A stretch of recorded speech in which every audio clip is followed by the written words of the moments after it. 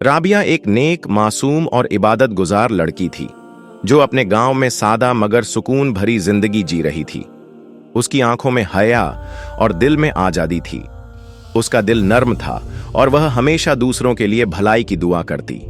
राबिया का रोज का मामूल था कि वह फूलों के हार बनाकर दरबार के बाहर बेचती।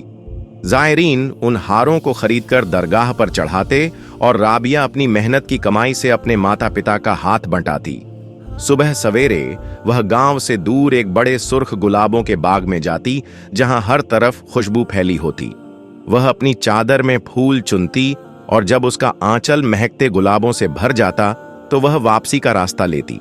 मगर उसे नहीं पता था कि यही बाग, यही गुलाब और यही रास्ता उसकी किस्मत बदलने वाला था। एक दिन जब वह बाग में गुलाब चुन रही थी तो उसे अपने पीछे किसी की आहट महसूस हुई। वह मुड़ी तो एक खूबसूरत नौजवान खड़ा था। वह आम लड़कों जैसा नहीं था। उसकी आंखों में गहरी चमक थी, उसके चेहरे पर एक नूर था और उसकी मुस्कान में एक रहस्यमयी कशिश थी। अस्सलामु अलैकुम राबिया। राबिया हैरान रह गई। तुम्हें मेरा नाम कैसे मालूम? वह हल्का सा मुस्कुराया। मुझे सब मालूम है। यह सुनकर राबिया कुछ घबरा गई, लेकिन उस नौजवान का अंदाज इतना तहजीब से भरा था कि वह ज्यादा कुछ न कह सकी। तुम हर रोज यहां फूल चुनती हो और फिर उन्हें हार बनाकर बेचती हो, है ना? राबिया ने सिर हिलाया। हां, मगर तुम कौन हो? बस एक राहगीर जो तुम्हारी खुशबू से खींचा चला आया है। यह कहकर वह मुस्कुरा दिया और आगे बढ़ा।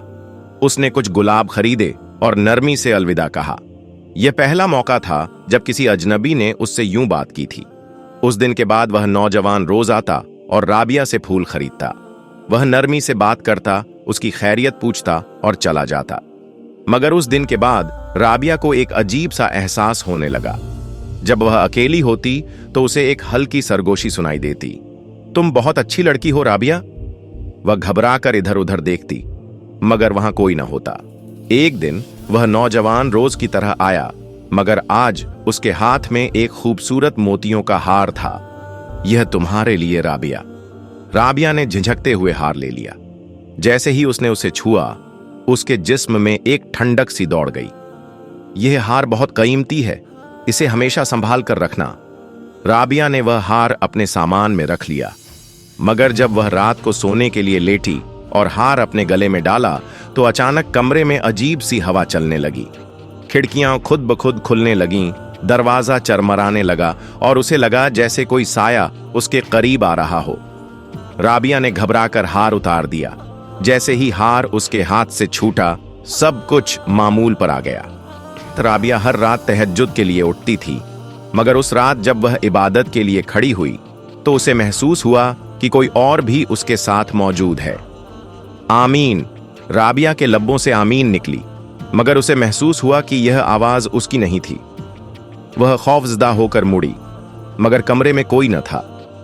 अगली रात जब उसने नमाज पढ़ना शुरू की तो जानमाज पर उसे एक चेहरा नजर आया। यह वही नौजवान था जिससे वह रोज मिलती थी। शाम को जब राबिया अपने काम से फौरिग होकर घर पहुंची तो उसकी मां खुशी से भरी हुई थी।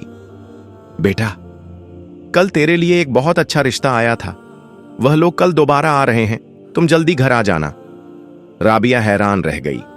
उसने कभी शादी के बारे में ज्यादा सोचा नहीं था। वह अल्लाह की रजा में खुश थी, मगर मां की आंखों में चमक देखकर वह खामोश हो गई।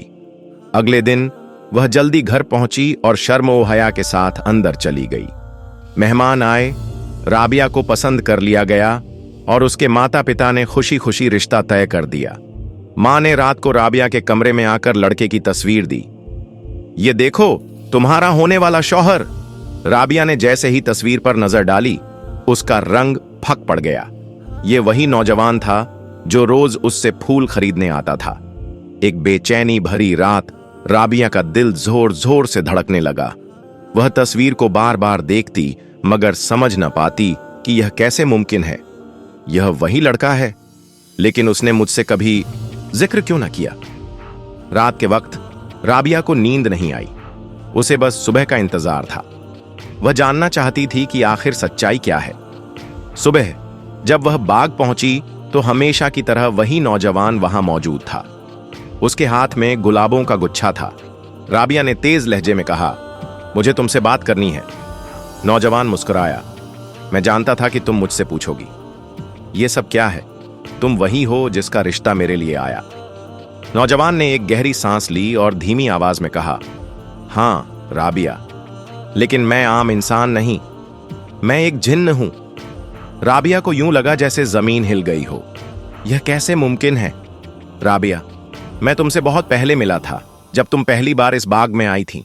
मैंने तुम्हारी नेकी, तुम्हारी सादगी और तुम्हारी इबादत को देखा और मैं तुम्हें दिल से चाहने लगा। मैं नहीं चाहता था कि तुम्हें यह हकीकत इतनी जल्दी मालूम हो, लेकिन अब तुम्हें सब कुछ जानना होगा। राबिया की आंखों में आंसू थे। हम एक नहीं हो सकते, हम दो अलग मखलूका हैं। मोहब्बत की कोई हद नहीं होती राबिया। मैंने तुम्हारे माँ बाप के दिल में अपनी पसंद डाल दी ताकि वे मुझे कबूल कर सकें। मैं तुम्हें कभी नुकसान नहीं पहुंचाऊंगा। मैं सिर्फ तुम्हारे साथ रहना चाहता हूं, हमेशा के लिए। राबिया ने सिर झुका लिया। मैं तुमसे मोहब्बत करता हूं राबिया। जब मैंने पहली बार तुम्हें इस बाग में देखा तो मैं तुम्हारी नेकी से मुतासिर हो गया। मैं तुम्हें खोना नहीं चाहता। राबिया ने कांपती हुई आवाज में कहा, यह मोहब्बत नहीं हो सकती, हम अलग मखलूका हैं। लेकिन मैं तुम्हें छोड़ भी नहीं सकता। मैंने तुम पर अपनी पहचान जाहिर कर दी है, क्योंकि मेरा दिल तुम्हारे बिना बेचैन है। राबिया ने सब कुछ अपनी मां को बता दिया। मां घबरा गई, मगर वह उसे एक बुजुर्ग आलिम के पास ले गई। आलिम ने सब कुछ सुनकर कहा, यह जिन्न नेक है, मगर इस दुनिया में इंसान और जिन्न की शादी मुमकिन नहीं। अगर तुम्हारी मोहब्बत सच्ची है तो तुम्हारी रूहानी वाबस्तगी हो सकती है, लेकिन तुम्हें एहतियात बरतनी होगी। राबिया ने जिन्न से कहा, हम एक नहीं हो सकते, मगर क्या तुम हमेशा मेरे करीब रहोगे? जिन्न मुस्कुराया, मैं तुम्हारा साया बन जाऊंगा, तुम्हारी रूह में बस जाऊंगा। जब भी तुम दुआ करोगी मैं तुम्हारे साथ आमीन कहूंगा। वक्त गुजरता गया। राबिया बूढ़ी हो गई, मगर वह जिन्न उसे कभी छोड़कर नहीं गया। फिर एक रात जब वह अपनी जाए नमाज पर थी, उसकी रूह रोशनी में तब्दील हो गई। जिन्न ने कहा, राबिया, अब तुम मेरी दुनिया में दाखिल हो रही हो, जहां तुम हमेशा के लिए मेरे साथ रहोगी। रहस्यमयी रोशनी की आवाज, हल्की सरगोशियां, दरवाजा खुलने की आवाज। राबिया अब इंसान नहीं रही थी, वह एक परी बन गई थी, जो हमेशा के लिए जिन्न की दुनिया में जा बसी। आपको यह वीडियो कैसी लगी जरूर बताइए। चैनल को सब्सक्राइब करें और वीडियो को लाइक करना ना भूलें। शुक्रिया।